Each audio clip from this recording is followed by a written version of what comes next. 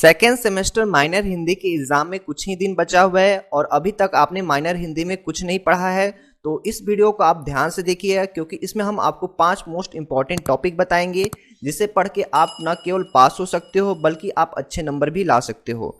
तो चलिए उस 5 टॉपिक को देख लेते हैं।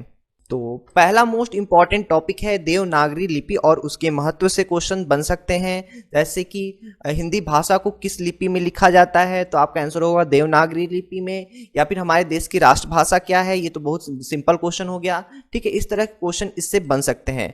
जो दूसरा मोस्ट इंपॉर्टेंट टॉपिक है वो है हिंदी व्याकरण से, जिसमें संज्ञा, सर्वनाम, क्रिया, विशेषण, लिंग, प्रत्यय, इनसे जरूर ही ऑब्जेक्टिव क्वेश्चन आपको मिलेंगे। तो इन सारे टॉपिक को आप पढ़ लीजिएगा। अगला है पर्यायवाची, विलोम शब्द, अनेक शब्दों के लिए एक शब्द, ये भी आप अच्छे से तैयार कर लीजिएगा, इनसे भी बहुत सारे ऑब्जेक्टिव क्वेश्चन बनते हैं।